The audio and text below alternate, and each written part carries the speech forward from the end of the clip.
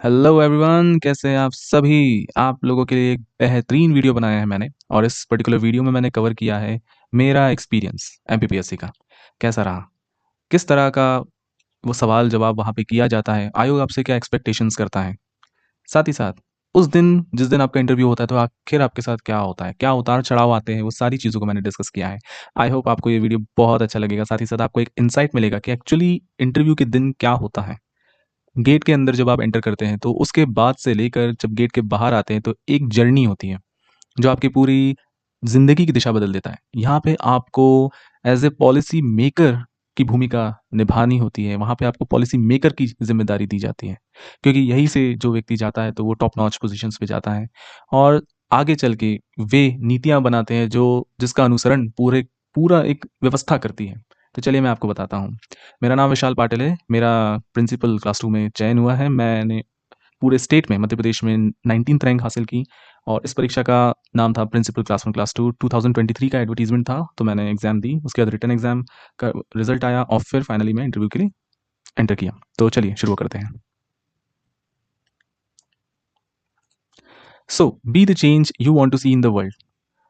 गांधी जी का ये स्टेटमेंट मेरे ज़हन में हमेशा रहता था, क्योंकि बहुत से ऐसे मौके आए जब मुझे लगा कि क्या हम व्यवस्था में कुछ बदलाव कर सकते हैं।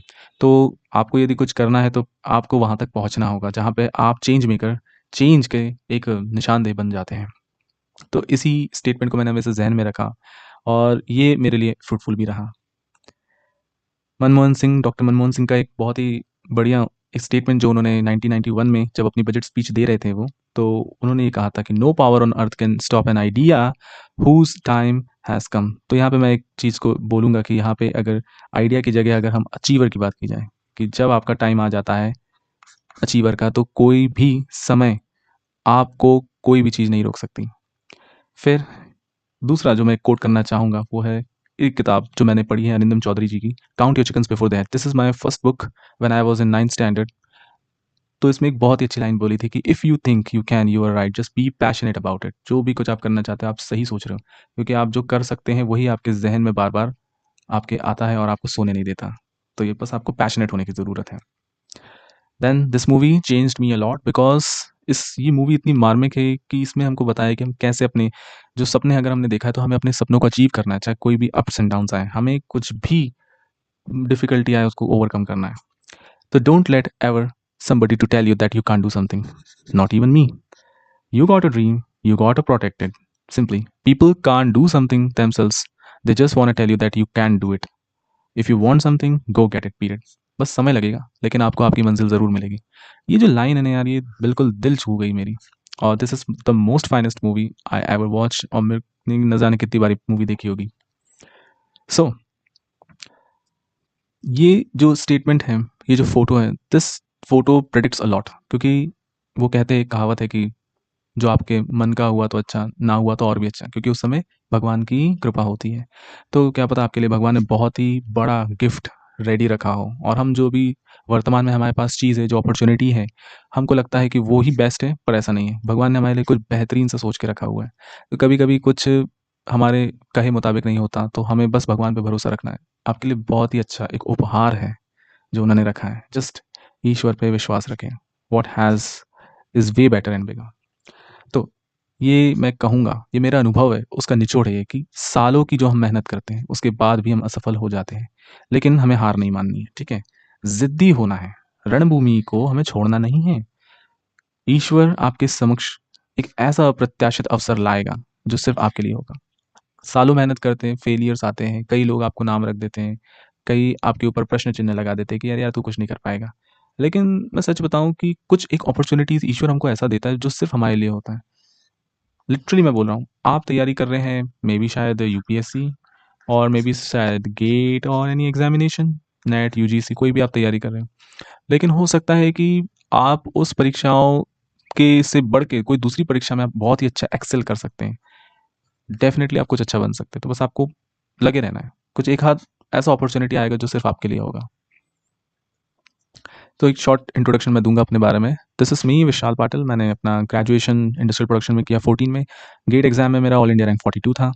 उसके बाद मैंने मास्टर्स अपनी आईआईटी खड़गपुर से कंप्लीट की। करीबन 3 साल से ज़्यादा मैं मैकेनिकल डिपार्टमेंट राजस्थान कोटा में एज़ असिस्टेंट प्रोफ़ेसर था। परस्यू कर रहा था फिर पीएचडी अपने ट्रिपल आईटीडीएम से in product design 22 to 25, but later on कुछ ऐसे सर्कमस्टांसेस आए कि मुझे छोड़ना पड़ा। But I am happy that कि उससे भी बेहतर अपॉर्चुनिटी मुझे मिली। सो अबाउट दिस एग्जाम, तो इसमें अप्रॉक्सीमेटली 639 कैंडिडेट सेलेक्ट हुए थे in part A, that is the 87%, क्योंकि जिसका रिजल्ट बनेगा, और 172 पोस्ट के लिए था। ठीक है। उसके बाद इसी तरह से पार्ट बी था जिसमें 173 कैंडिडेट्स को सिलेक्ट किया था फॉर द 26 पोस्ट। ये जो न्यायालय, मतलब Madhya Pradesh high court, supreme court की अगर हम बात करें, तो उनका जो वर्डिक्ट आएगा उसके बाद ही पार्ट बी का रिजल्ट डिक्लेयर होगा। तो इसको अभी समय लगेगा। तो 87 का इन्होंने रिजल्ट घोषित किया, है ना। अप्रॉक्सीमेटली 15,000 बच्चों ने ये पेपर दिया, करीबन 190 पोस्ट के लिए 198। Acceptance ratios was just 0.0132, that is 1.32% chance था कि आप इस एग्जाम को क्वालिफाई करके आपको एक पर्टिकुलर पोस्ट मिलती।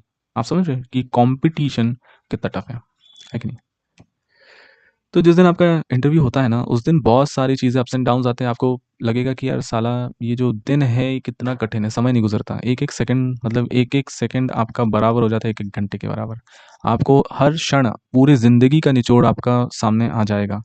आप मतलब फ्लैशबैक में चले जाओगे, आपने अपना कैसे क्या एजुकेशन लिया, कौन से आपकी लाइफ में अच्छे मोमेंट्स आए, दुख वाले सुख वाले, सारी चीज़ें एकदम फ्लैशबैक बिल्कुल सर दिमाग से निकलते जाएगा। और आप मतलब वो अलग ही दिन होता है यार। मतलब एंजाइटी टॉप मोस्ट रहेगी आपके अंदर, पता नहीं, अब घबराहट बहुत ज़्यादा होती, बहुत ज़्यादा पसीना आएगा, बहुत ज़्यादा घबराओगे, टेंशन हो जाएगी। ठीक है। डरोगे इसलिए क्योंकि आपको लगेगा इतने सारे लोग हैं, क्या पता मेरा होता है कि नहीं होता है, ऐसे भी ख्याल आ जाते हैं कई बार। आपके हाथ पाँव शिवर करते हैं, आपको मतलब ना भूख लगती है, ऑफ कोर्स भूख लगती है, लेकिन आपको इतना टेंशन होता है कि भूख भी नहीं लगती, तो कन्फ्यूज़न मच जाता है कि स्टमक में। हमारे दिमाग में इतने था सारे थॉट्स आते हैं, नेगेटिव, पॉजिटिव, हर तरह के थॉट्स आते हैं। आप परेशान हो जाओगे कि साला ये एक्चुअली हो क्या रहा है हमारे साथ। तो इंटरव्यू का दिन बड़ा ही बहुत ही डिफरेंट होता है, वो अकल्पनीय है। जो इंटरव्यू फेस करता है उसको ही पता होता है। ठीक है। सेम इसी तरह का एक्सपीरियंस जब आप कोई एग्ज़ाम देने बैठते हैं एग्ज़ाम हॉल में, तब ऐसा आता है। तो आपको मैं एक बात बताता हूँ, ये आप गार्ड बांध के रख लो, ये सबके साथ है कि आप कितना भी सोच लो, ठीक है, कि मैं ऐसा बोलूँगा, वैसा बोलूँगा अपने साक्षात्कार में, वहाँ मैं सँभाल लूँगा, ठीक है, ऐसा भी सोचते हो। लेकिन सच्चाई ये है कि आप जो हो ना, साक्षात्कार के दिन आप सिर्फ़ और सिर्फ़ अपना एक रियल वर्ज़न आपका बाहर आता है। आप कोई भी चीज़ बनावटी नहीं दिखा पाओगे, क्योंकि जो इंटरव्यूअर्स होते हैं ना, वो इतने ज़्यादा शातिर होते हैं, they are far more intellectual than us. तो वो लोग जज कर लेते हैं यार कि हम झूठ बोल रहे हैं कि सच बोल रहे हैं। तो आप उनके सामने बेनकाब हो ही जाओगे, इसलिए सच्चा ही रहना आपको। तो आपका एक रियल वर्ज़न बाहर आ जाता है। तो कोई भी एक एस्पिरेंट की अगर मैं लाइफ़ की बात करूँ, जो भी बच्चा सिलेक्ट होता है, तो वो अकेला सिलेक्ट नहीं होता। वो उसको एक सक्सेसफुल को बनाने के लिए बहुत सारे अनगिनत लोग लगे होते हैं, ठीक है? तो कोई एक व्यक्ति की आपको सक्सेस दिखती है, लेकिन आपको उसके जो पीछे मेहनत है, सैक्रिफाइसेज़ है, वो नहीं दिखते। तो मैं बारी-बारी से कवर अप करता हूँ। जैसे कि सबसे पहले आपके फ्रेंड्स की अगर मैं बात करूँ। फ्रेंड्स होते हैं जो आपको नीचे, जब आप डाउनफॉल में रहते हैं, तो आपको वो ऊपर उठाते हैं, ठीक है? ऑफ कोर्स आपका हार्ड वर्क तो चाहिए ही चाहिए, साथ ही साथ trust and love of a family, क्योंकि आप परीक्षा देने बैठ रहे हैं। हो सकता है कि आप कमाएँ ना, फाइनेंशियली कंस्ट्रेंट हो, तो माँ-बाप पे डिपेंडेंट हो, तो वहाँ पे क्या होगा, आपको अपनी फैमिली का फुल सपोर्ट चाहिए। तो उनका विश्वास रहेगा तो आप कोई भी एग्ज़ाम क्रैक कर सकते हैं।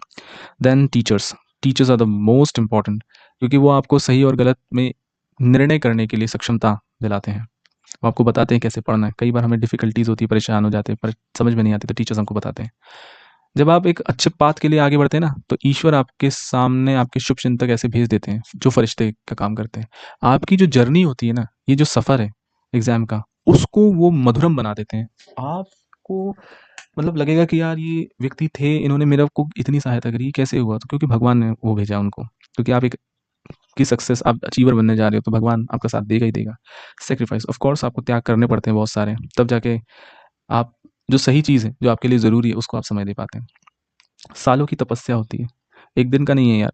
हो सकता है आप 1 साल, 2 साल, 5 साल काम कर रहे हैं और उसके बाद जाके आपको सफलता हासिल हो, तो ऐसा संभव है, ठीक है?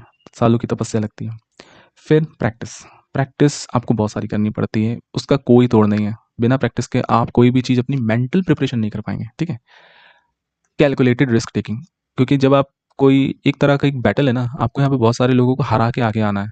आपको बेस्ट वर्ज़न बनना है, आपको बेस्ट ऑफ द बेस्ट बनना है, बेस्ट माइंड बनना है, तो आपको कैलकुलेटेड रिस्क भी लेना पड़ेगा। तब जाके आप ब्रेवरी के साथ कोई चीज़ को अचीव कर पाएँगे। Then 9th is your hope. आशा, आशा बहुत ज़रूरी है, एक पॉज़िटिव आशा होनी चाहिए, धैर्य होना चाहिए, कंसिस्टेंसी होना चाहिए, डेडिकेशन होना चाहिए। ये सारे गुण चाहिए, तब जाके आप कोई चीज़ को अचीव कर पाते हैं। Then bare minimum financial backup कि जब आप करने बैठे हैं काम, पढ़ाई कर रहे हैं, तो आपको एक सपोर्ट मिले, ताकि आप अपने बेसिक नीड्स, बेसिक बिलिंग कर सकें, ठीक है? आपको चिंता ना हो, अच्छा खाना-पीना कर सकें और of course blessings of God, ये तो बहुत इम्पोर्टेंट है। अच्छे कर्म कीजिए, ईश्वर आपके साथ हैं। सो this is me smiling in front of the commission and जिस दिन मेरा इंटरव्यू था, तो उस दिन मैं अपने आप को रिप्रेज़ेंट नहीं कर रहा उस दिन मैं अपने आप को सिर्फ़ रिप्रेज़ेंट नहीं कर रहा था, but my family, my mentors, years of hard work, friends, skills, experiences and of course myself, इन सभी का निचोड़ है और इन सबको मैं रिप्रेज़ेंट कर रहा था। ये विशाल पाटिल अकेला नहीं था, उस दिन उसके साथ ये सभी थे, सबकी दुआएँ थी, सबकी भावनाएँ थी, आशाएँ थी, इन सबको मैं रिप्रेज़ेंट कर रहा था। सो this is the seen in front of the commission. I took this picture at approximately 9:30 a.m. just before entering into the gate, and there are a lot of people out there. You can see them. Everybody is presenting. They are with their family members. तो हर कोई तैयार है, हर कोई जंग लड़ने के लिए तैयार है. So this is the gate. ये जो गेट है ना यार, ये गेट के अंदर जाने के लिए आपको सबसे पहले लोगों को हराना है, रिटन एग्जाम्स में हराना है, तब इस गेट में आपको एंट्री मिलेगी यार. ये एक सपनों का गेट है, क्योंकि इसके अंदर जाने के बाद क्या होगा वो कोई नहीं जानता. जब परिणाम आता है, आप चयन हो जाते हो, तो ये आपकी दिशा बदल देता है परिणाम, ज़िंदगी की दिशा बदल देता है.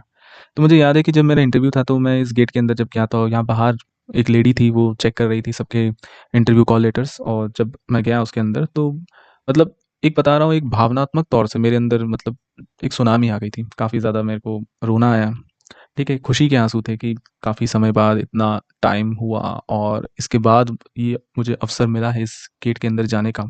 तो काफ़ी ज़्यादा मेरे को रोना आया, काफ़ी मैं आँसू निकलते ही जा रहे थे. सारे जो एस्पिरेंट्स थे, वो सभी लाइन बना के एकदम आगे जा रहे थे, कॉल लेटर सबके चेक किए जा रहे थे. उसके बाद फिर हमको हमारे जो बिलॉन्गिंग्स थी, तो उसके साथ हम आगे अंदर जा रहे थे.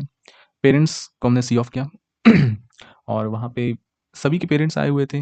लगभग हर कोई, मुझे ऐसा लगता है कि कुछ-कुछ इसी तरह की भावनाओं के साथ रहता है. तो मेरे माइंड में भी एकदम फ्लैशबैक आने लगा कि मैं 2 साल पहले, 5 साल पहले, 10 साल पहले, 15 साल पहले कैसा था. मतलब स्कूल टाइम, मेरी पापा, मम्मी सबका चेहरा मेरे सामने आने लगा. तो एक तरह का, एक बता रहा हूँ मैं, एक मेमोरी आपकी पूरी फ्लैशबैक पे चली जाती है. मेरे साथ तो ऐसा ही हुआ, ठीक है? काफ़ी ज़्यादा रोना आया, ठीक है? खुशी के आँसू थे कि ईश्वर ने आज मुझे अवसर दिया, और मेरे मन में एक तरह का हिम्मत आया कि मुझे आज यहाँ से जीत कर ही बाहर आना है. ये मैंने सोच के गया था. मैंने बोला कि आज चाहे कुछ भी हो जाए, मुझे ये जंग जीतनी है. तो मैंने पूरा मतलब मेंटल पिक्चर अपने आप को वापस से लिफ्ट अप किया, कि मैंने बोला नहीं, ठीक है यार, कोई बात नहीं, आँसू-आँसू पोंछे. मुझे एक वाक़या याद है कि मेरी थोड़ी-सी जो टाई थी, वो टाई थोड़ा-सा मिसअलाइन हो गई थी. तो मेरे जो आगे-पीछे जो मेरे बंधु खड़े थे लाइन में, तो उन लोगों ने मतलब मेरी टाई को थोड़ा-सा सही किया और मेरी को टाई जो थी उसको प्रॉपर अलाइन्ड किया. तो मुझे याद है कि ऐसा भी मेरे साथ हुआ. तो हो जाता है कई बार इस तरह की चीज़ें. आप जैसे ही एंटर करते हैं मेन गेट के अंदर, तो वहाँ पे जो बाहर का ही एक रूम है, वहाँ पे आपके सारे जो बिलॉन्गिंग्स है वो सारी रख दिए जाते हैं, चाहे आपका बैग हो, मोबाइल हो, वॉचेस हो, कुछ भी चीज़ें, कोई भी इलेक्ट्रॉनिक आइटम, एवरीथिंग, सब कुछ सबमिट हो जाता है बैग में, ठीक है? आप सिर्फ़ और सिर्फ़ अपना जो डैफ होता है, डिटेल एप्लीकेशन फॉर्म एंड अनुप्रमाणन फॉर्म, जो कॉल लेटर में दिया रहता है कि आपको लाना है, तो उसकी कॉपीज़ होती हैं. और साथ ही साथ आप सिर्फ़ और सिर्फ़ कुछ खाने का आइटम वग़ैरह ले सकते हैं, क्योंकि आपको बाद में मौका नहीं दिया जाएगा अपने बैग को छूने का. एक बार आपने सबमिट कर दिया, तो बस जब आप निकलेंगे होने के बाद, उसके बाद ही आप अपना बैग ले सकते हैं. और एक पानी की बॉटल, बस इतना ही ले जा सकते हैं. मतलब आपके डॉक्यूमेंट्स, आपके xerox copies, water bottle and fruits वग़ैरह आप ले गए तो ले गए, क्योंकि अंदर कैंटीन नहीं थी उस समय.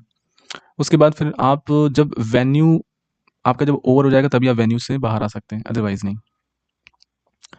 आई स्टिल रिमेंबर कि मेरे जो पैनल में थे, there were total 4 members were there. 1 was the chairman and 3 were the expert committee members, ठीक है? They were the subject experts and approximately 15 to 20 minutes मेरा इंटरव्यू चला, just prior to the lunch. काफ़ी रोचक था, बहुत सारे वो एनर्जेटिक थे, बहुत सारे सवाल पूछे उन्होंने, और it was like a rapid fire. मतलब आपको आ रहा है, नहीं आ रहा, नहीं आ रहा है, बात सीधी-सी है. देखो, बहुत सिंपल सा लॉजिक है. There are lot of aspirants out there, सबको नौकरी चाहिए, ठीक है? अब हर कोई फाइट कर रहा है, ठीक है? तो उनका सीधा-सा फंडा है कि भैया हम आपसे सवाल पूछ रहे हैं, आपको सवाल का जवाब आ रहा है कि नहीं आ रहा? They are checking your confidence level, okay? So they are checking the confidence. आप कैसे हैं, ठीक है? नर्वस है तो थोड़ा-सा आपको लाइट अप कर देंगे, बट लेकिन फिर आपसे वो रैपिड फायर सवाल पूछते हैं, एकदम धड़ाधड़ सा क्वेश्चन पूछेंगे और आपको पता भी नहीं चलेगा साले ये क्वेश्चंस किस तरह के आते जा रहे हैं। वो सारे आपके जो डॉक्यूमेंट्स आपने सबमिट किए उसी में से आते हैं। फिर आप किस तरह का अपना रिस्पॉन्स देते हैं, कोई भी जवाब किस तरह से देते हैं, साथ ही साथ आपकी जो ज़ुबान है, योर फ़ोनेटिक्स पे भी देखते हैं, ध्यान देते हैं। जनरली क्या होता है कि यहाँ पे हिंदी में आप अपने आंसर्स देते हैं, तो आपके हिंदी के वर्ड्स के उच्चारण वगैरह पे भी वो फ़ोकस अप करते हैं। साथ ही साथ आपका टेम्परामेंट भी चेक किया जाता है कि कुछ सवाल आपको ऐसा फेंक देंगे कि आपको लगेगा यार ये बड़ा ही ऊल-ज़लूल सा सवाल है, पर वो दे वर चेकिंग योर टेम्परामेंट। कुछ जगह पे आपको एकदम इंस्टिगेट कर देंगे, ठीक है? उचका देंगे आपको कि अब आपका क्या स्टेक है, कोई केस स्टडीज़ दे देंगे। तो these are the framework panel का होता है कि जिसमें आपको हर तरह से वो जज करते हैं कि कैसे आप बिहेव करते हैं। क्योंकि आप अल्टीमेटली क्या एक व्यवस्था में जाएँगे जहाँ आपको एक सिस्टम में जाएँगे जहाँ पे आपको बहुत सारे लोगों का एज़ अ लीडर काम करना है। Not as a boss but as a leader. आपको एज़ ए उनको डायरेक्शन देना है, ठीक है? लोगों को डायरेक्शन देना है, कैसे काम किया जाता है। एक पूरा मैनेजमेंट करना है आपको यार स्टाफ का। तो कितनी सारी जवाबदारी आपको देगा आयोग। तो वो सारी चीज़ें आप क्या हैंडल करने लायक है कि नहीं? साथ ही साथ प्रेशर, आप प्रेशराइज़ सिचुएशन में कैसे बिहेव करते हैं? क्योंकि अल्टीमेटली जब आप टॉप नॉच जगह पे पहुँचते हैं तो आपको बहुत सारे ऐसे अलग-अलग तरह के प्रेशर आते हैं, ठीक है? तो आप किस तरह का बिहेवियर आपका होता है? क्या आप छोटे-छोटे स्ट्रेस ले पाते हैं कि नहीं ले पाते हैं कि विचलित हो जाते हैं? या हड़बड़ाहट में गलत डिसीजंस ले लेते हैं? तो वो भी आपके डिसीजन मेकिंग, ठीक है? ये भी आपका चेक किया जाता है। जो माननीय जो अध्यक्ष महोदय थे, उन्होंने मेरे से सवाल पूछना शुरू किया। देखिए, बहुत सिंपल सी बात है, वो भी जानते हैं कि कोई यदि एस्पिरेंट आया है तो घबराहट होना स्वाभाविक सी बात है। तो जब मैं मुझे बहुत अच्छी तरह से याद है जब मेरे का कॉल आया, जब मेरे डॉक्यूमेंट्स वगैरह वहाँ पे सबमिट की हुई गए, चेक हुए, उन्होंने अपने जो उनके पास पोर्टल था, उन पे उन्होंने उनके पास एक्सेस होता है, वो आपके सारे डॉक्यूमेंट्स को अच्छे से क्रॉस वेरीफाई करते हैं। Whether the documents you have submitted are they correct और not? Each and every document which you submitted. So they check roll number wise also कि आपका 10-12 का रोल नंबर भी सही है कि नहीं है, तो वो एक वैलिडेशन लेते हैं प्रॉपर। उसके बाद व्हेन दे एश्योर्ड कि आपके सारे डॉक्यूमेंट्स ऑथेंटिक है, after that only they allow you to go for the interview, ठीक है? तो इसी तरह से पूरे डॉक्यूमेंट्स चेक हुए, वहाँ पे बहुत बड़ा हॉल होता है, लोग सब सारे बैठे रहते हैं आपके मित्रगण, और वहाँ पे बारी बारी से आपको चेक किए जाते हैं डॉक्यूमेंट्स। फिर आपको पैनल दिया जाता है कि आपको पैनल में जाना है, A B C D, इस तरह के आपके पैनल होते हैं। तो आपको उस पैनल में आपको जाना होता है, ठीक है? फिर आपके जो उनका मैसेंजर होता है वो आता है, आपको लेके जाता है बाकायदा, और हॉल जहाँ पे इंटरव्यू कंडक्ट हो रहे हैं तो वहाँ पे आपको ऐसे इंतज़ार करना होता है। जैसे आपने वो 12th फेल मूवी देखी होगी ना, तो उस 12th फेल मूवी में जब विक्रांत मैसी जो बाहर बैठा रहता है, तो उसी तरह का सीन होता है कि वहाँ पे भी बाहर जो इंटरव्यू हॉल होता है उसके बाहर बेंचेस होती है, तो वहाँ पे आपको बैठा बैठा दिया जाता है, वहाँ पे आप इंतज़ार करते हैं। तो सच बता रहा हूँ यार, दिल की धड़कन इतनी तेज़ हो जाती है ना, मतलब लगता है कि क्या होगा आज, ठीक है? ऐसा लगता है कि यार छोड़ो तो यार, क्या इनटू नेक्स्ट टाइम देखेंगे, इस तरह की फीलिंग भी आ जाती है कई बार। घबराहट बहुत बढ़ जाती है, एंग्ज़ियस हो जाते हैं हम, एंग्ज़ायटी पीक पर होती है। जो आप जाते हैं ना, आप ब्लैंक हो जाते हैं टोटली। तो फिर मैंने भी प्रॉपर्ली नॉक किया, अंदर गया, तो सच बता रहा हूँ, एक अलग ही अनुभव था। वहाँ पे जैसे ही गए तो थोड़ा ब्लैंक हो जाते हैं, थोड़ी घबराहट हो जाती है, ज़ुबान भी थोड़ी लड़खड़ाने लगती है।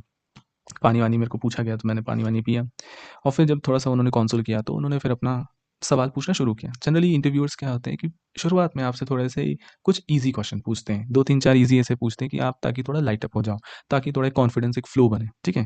देखो, सीधी बात है कि आपको वही 15-20 मिनट मिलेंगे, लगभग हर एस्पिरेंट को मिलते हैं। उसमें आपको वो जज करेंगे whether you are suitable candidate for them और नॉट।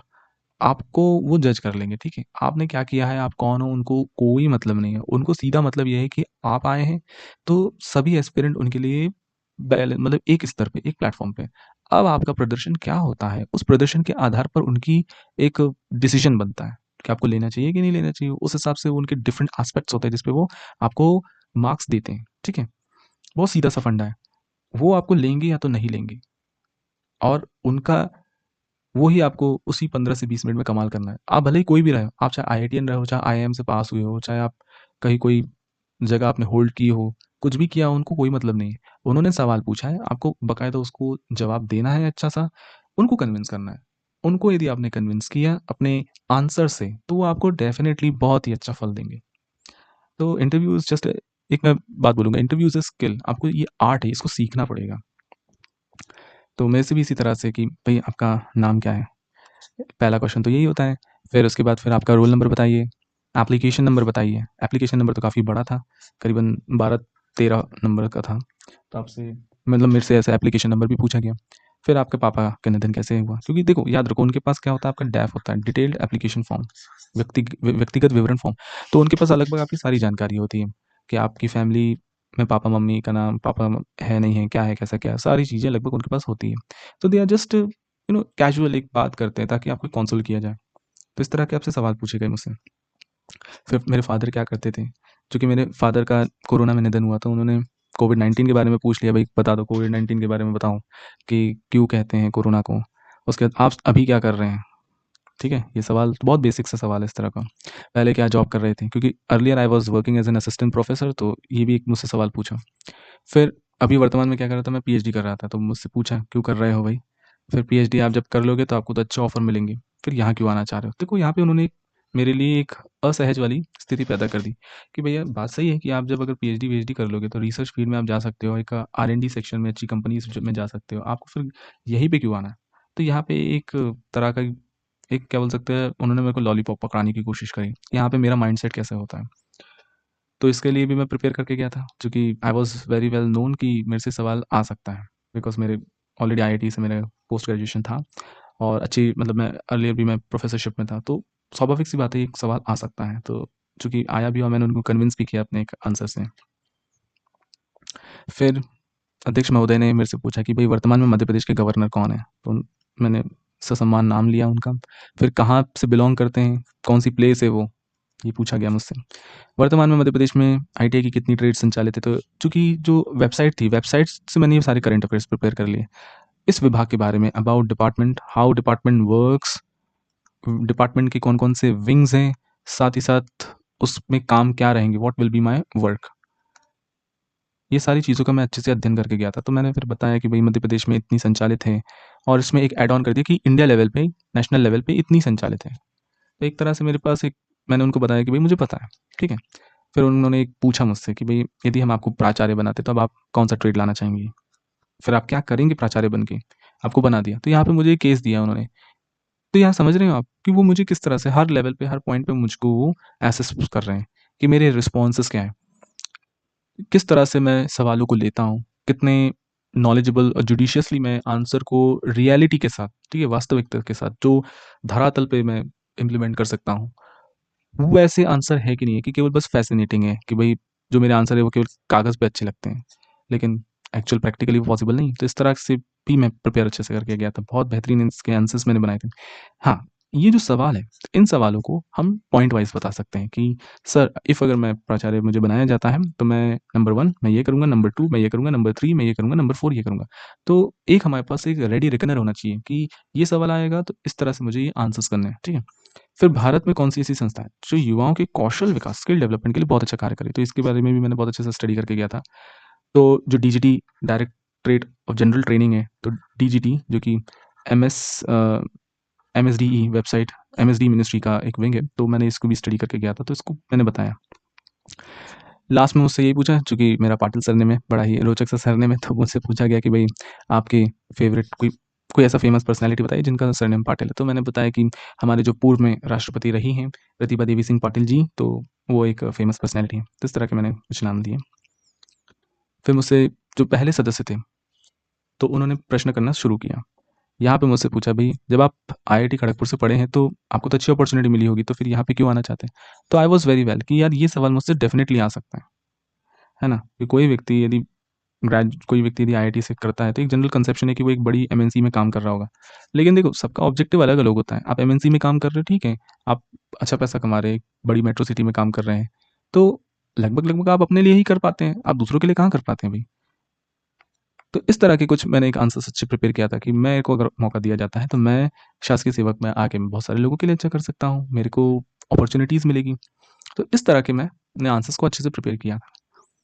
देन मुझसे दूसरा क्वेश्चन पूछा गया कि आप पहले अच्छे पैकेज पर काम कर रहे थे, इस सेवा में तो कम वेतन है, फिर ऐसा स्विच क्यों? तो देखो, वो यहाँ पे ये भी जज करना चाह रहे हैं कि भई आपका कोई इकोनॉमिक एस्पेक्ट तो नहीं है, ठीक है? और सच बता रहा हूँ कि गवर्नमेंट सर्विस एक सेवा भाव है, क्योंकि आप जब जाते हैं ना, आप अकेले नहीं होते। आपको एक लीडर की भूमिका निभानी होती है। गवर्नमेंट्स की जो पॉलिसीज़ है, उसको आपको इम्प्लीमेंट करवाना है। यू बिकमिंग द एग्ज़ीक्यूटिव, तो आपको वहाँ पे काम करवाना है। तो आपको एक तरह का सेवा भाव भी होना चाहिए, तभी आप ऐसा काम कर सकते हैं। उसके बाद मुझसे पूछा गया कि भई ये आईटीआई और आईआईटी में कुछ 5 अंतर बताइए, तो ये भी मैं प्रिपेयर करके गया था। आप कभी आईटीआई गए? फिर उन्होंने एक सवाल पूछा कि भई तो तुम कुछ करना चाहते हो, तो क्या उसके बारे में तुमको पता है कि नहीं पता है कि केवल बस हवा में बातें कर रहे हो? आप कौन-सी मतलब कौन से आईटीआई गए थे आप? वहाँ पे कितनी ट्रेड संचालित हैं? उसके बाद कौन-सी नई ट्रेड्स जो है, कितनी मध्य प्रदेश में ट्रेड्स संचालित हैं? डिविज़नल और शासकीय आईटीआई क्या होते हैं? तो आप समझ रहे हैं, ये सवाल आपको सुनने में बड़े सरल से लग रहे हैं। लेकिन सच बता रहा हूँ, जब आप इस सवालों को जब प्रिपेयर करोगे, आप न जाने कितने बार अपने आंसर्स को काटोगे, क्योंकि ये इतने ज़्यादा फैक्चुअल बट आपको रिफाइंड करके बताना है। आपको मुश्किल से कुछ सेकंड ही मिल रहे हैं, 4-5 सेकंड। 4-5 सेकंड में आपको इन सवालों को कंप्लीट करना है, हर सवाल, ठीक है? 5 सेकंड मान के चलिए। तो आपका एकदम कॉन्क्रीट आंसर होना चाहिए कि जो इंटरव्यू पैनल में बैठा है, उसको लगे कि यार ये व्यक्ति जो है बहुत तैयारी से आया है और इसको बस चाहिए, ठीक है? इसको ये जॉब चाहिए, इसने मेहनत करी है और इसको देना चाहिए हमें। उनको ये जो एस्पेक्ट है, ये आना चाहिए आपके जवाबों से। ये सवाल बहुत सरल है, लेकिन सच बता रहा हूँ, जब आप प्रिपेयर करोगे, आपको कठिनाई समझ में आएगी। फिर जो दूसरे सदस्य थे माननीय, उन्होंने पूछा, भई जबलपुर के जो आईटीआई है, उसमें कौन-सी नई ट्रेड शुरुआत हुई? चूँकि मैं आईटीआई गया हुआ था, भ्रमण किया मैंने, और नई आईटीआई मतलब नए ट्रेड्स वगैरह भी मैंने देखे उसमें। तो एक मेरे पास आंसर ये भी था कि भई ये जो ड्रोन टेक्नोलॉजी वगैरह है, ये अभी नया ट्रेड आया हुआ है। फिर मुझसे पूछा गया, भई आईपी और इंडस्ट्रियल एंड प्रोडक्शन, ठीक है? आईपी और मैकेनिकल इंजीनियरिंग में क्या बेसिक डिफरेंस है? तो मैंने बताया कि सर ये सब्जेक्ट्स जो है मैकेनिकल वाले पढ़ते हैं, ये इसकी जगह आईपी वाले ये सब्जेक्ट्स पढ़ते हैं। तो इस तरह का बेसिक डिफरेंसेस को मैंने कवर अप किया। फिर स्किल डेवलपमेंट और स्वरोजगार, तो स्किल डेवलपमेंट एम्प्लॉयमेंट के लिए मध्य प्रदेश सरकार क्या कर रही है? तो यहाँ पे सीधे-सीधे मुझे स्कीम्स पूछी गई, तो मैंने बता दिया, सर सीखो कमाओ योजनाएँ हैं, उसके बाद कौशल्या योजना है, ठीक है, मुख्यमंत्री की। तो ये मैंने बताया। साथ ही स्वरोजगार के लिए भी उद्यम क्रांति योजना है। तो जो स्कीम्स है, स्कीम्स में अच्छे से पढ़ के गया था। स्कीम्स के बारे में बताया कि स्किल डेवलपमेंट यदि हो जाता है, यदि स्किल डेवलप हो जाते हैं, तो उसके बाद या तो वो नौकरी करेगा, उसके बाद 2 option he, either he become an employee और ही बिकम एन एम्प्लॉयर, ठीक है? Either he become an employee और ही बिकम एन एम्प्लॉयर। तो यदि एम्प्लॉयर बन रहा है, मतलब उसको अपना स्वरोजगार खुद जनरेट करना है। स्वरोजगार जनरेट करना है, तो कौन-सी सहायता मिलेगी? तो बहुत इंटर रिलेटेड है, इंटरलिंक सवाल है, तो ये भी मैं प्रिपेयर करके गया। देन स्किल और टैलेंट दोनों में क्या अंतर है, कि दोनों सेम है, ये भी पूछा गया। स्किल डेवलपमेंट ही क्यों ज़रूरत है? तो ये भी मैंने इसको कवर अप किया। भई स्किल डेवलपमेंट क्या है? आप कोई भी कौशल एक्वायर कर सकते हो थ्रू प्रैक्टिस, और उसकी ज़रूरत क्या है? भई स्किल डेवलप होगा, तो वो इकोनॉमी को बूस्ट करेगा, एक अच्छा सिटीज़न बनेगा, ठीक है? मेहनत करेगा, उसके एग्जिस्टेंस का एक रूट कॉज़ मिलेगा ना यार, वेला थोड़ी ना घूमेगा। तो स्किल डेवलपमेंट इसलिए ज़रूरी है। फिर एनईपी नेशनल एजुकेशन पॉलिसी 2020 क्या है?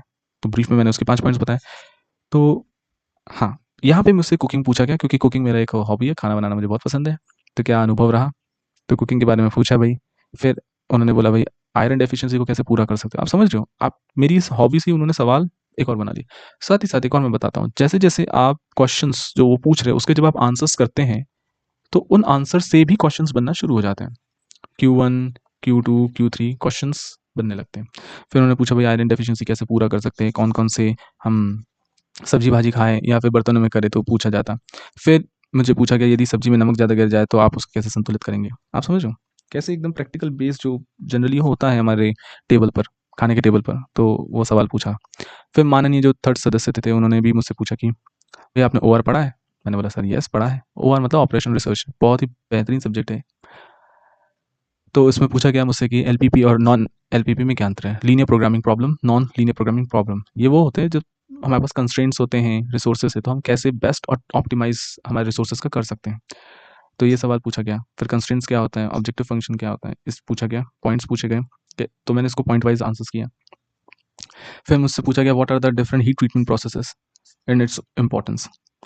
Then question 5th, how you can manufacture a raw material to finished good. एक तरह से मुझसे पूछा गया कि फिनिश गुड बनाना है आपको, तो कैसे आप करोगे? कौन-कौन से मेथड्स हैं? फिर टाइप्स ऑफ कास्टिंग पूछी गई, उसके डिफेक्ट्स क्या और अभी एडवांस मैन्युफैक्चरिंग मेथड्स कौन-कौन सी हैं और वो कन्वेंशनल मेथड्स जो है उससे कैसे हटके हैं। तो इन सवालों का कोई भी जो आप देख रहे हैं ये सवालों का कोई ऐसा फिक्स वो नहीं है, फिक्स फ्रेमवर्क नहीं है। बस उनके ज़हन में आया आपका व्यक्तिगत विवरण फॉर्म देखकर, आपके एजुकेशनल बैकग्राउंड को देखकर, एकेडमिक रिकॉर्ड्स और आपको जब वो प्रत्यक्ष तौर पे देख रहे हैं तो उनके ज़हन में जो सवाल आया उन्होंने पूछ लिया। सो देवर उनके पास यही था कि आप कैसे रिस्पॉन्ड कर रहे हैं, आपको जवाब कैसे दे रहे हो, तो उस पे ही वो उनका मेन फ़ोकस होता है। तो इस तरह से मेरे से सवाल पूछे गए और लगभग-लगभग मैंने करीबन 90-95% सवालों को मैंने बता दिया था, क्योंकि मैं वेरी वेल प्रिपेयर करके गया, ठीक है? तो इस तरह से हर सवालों में उन्होंने मतलब जज किया कि कैसे रिस्पॉन्ड कर रहा है बच्चा, कैसे किस कॉन्फिडेंस के साथ वो बोल पा रहा है कि नहीं बोल पा रहा है। साथ ही साथ आपका पोस्चर कैसा है, बॉडी पोस्चर। देखो नॉन वर्बल और वर्बल कम्युनिकेशन ये भी बहुत इंपॉर्टेंट होता है। वर्बल जो आप आंसर्स दे रहे हैं, नॉन वर्बल जो आपकी हैंड मूवमेंट हो गया या बॉडी पोस्चर हो गया, तो आपका क्या हो रहा है, कैसे आ रहा है। कहीं आप बाल तो नहीं खुजा रहे हो, ठीक है, टाँग-वाँग तो नहीं अपनी हिला रहे हो। तो इस तरह से वो नॉन वर्बल कम्युनिकेशंस को भी ऑब्ज़र्व करते हैं। तो ओवरऑल बहुत सारे सवाल पूछे गए फाइनली मतलब सब अच्छा-अच्छा रहा ईश्वर की कृपा से और अंत में ऑनरेबल चेयरमैन सर ने कहा कि भई अब आपका इंटरव्यू खत्म होता है, अब आप जा सकते हैं। तो लगभग इसी पैटर्न में सारे इंटरव्यू होता है।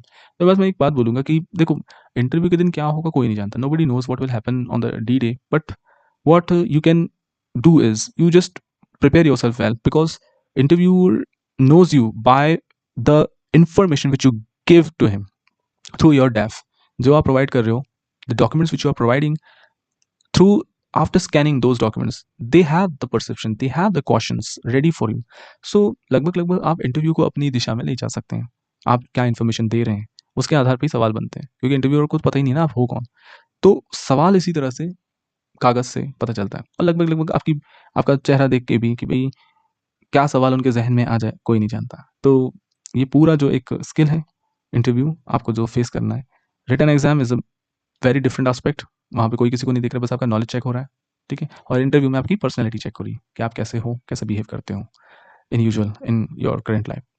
सो आई होप आपको ये मेरा वीडियो पसंद आया होगा, आपको काफ़ी एस्पेक्ट पता चले होंगे कि कैसे क्या आगे प्रोसीड होती है इंटरव्यू में। तो कोई भी क्वेश्चन्स हो आप मुझे डीएम भी कर सकते हैं और सवाल आप पूछें मैं आपको बिल्कुल जवाब दूँगा, आपकी हेल्प करूँगा। So my next videos will be on how you fill the detailed application form जो आप सबमिट करते हैं एमपीपीएससी में। पहले डेफ अलग था, अभी डेफ थोड़ा चेंज हो गया लिटिल बिट। उसके बाद मेरा दूसरा रहेगा कि कैसे हम किसी भी जॉब इंटरव्यू के लिए प्रिपेयर करें अपने आप को। एक सेल्फ असेसमेंट रिपोर्ट, उसमें क्वेश्चनेयर्स होंगे, कौन-कौन से क्वेश्चनेयर्स है जो जनरली आपको प्रिपेयर करना है, जो आपकी हेल्प करेंगी। लगभग चाहे आप कोई भी एग्ज़ाम की बात करो या फिर आप कोई भी जॉब की बात करो, कहीं भी आपने रिज़्यूमे दिया है अपना, तो वहाँ पे क्या-क्या सवाल हो सकते हैं। तो मैं इस पर एक वीडियो बनाऊँगा। उसके बाद फिर कैसे आप किसी भी इंटरव्यू के लिए अपने आप को रेडी कर सकते हैं। तो इसमें बहुत ही बेसिक एस्पेक्ट्स मैं कवर अप करूँगा और आपको मज़ा आएगा। एटलीस्ट आप ये अपने बारे में जान पाओगे कि आप कितने बेहतर हैं और कितना बेहतर बन सकते हैं, ठीक है? अगर हमको हमारी कमियाँ पता चल जाए तो हम डेफ़िनेटली उस पे काम करेंगे और एक अच्छा वर्ज़न बनेंगे अपना, है ना? तो I hope you like my video. You may follow me on my Insta page that is vishal2609 और या तो आप मुझे ये इंस्टा का हो गया, इंस्टाग्राम का उसके बाद फेसबुक पे आप मुझे ढूँढ सकते हैं विशाल पाटिल से। Definitely I would like to help you out. Thank you so much. Have an awesome day and my best wishes with all of you. Thank you. Bye bye.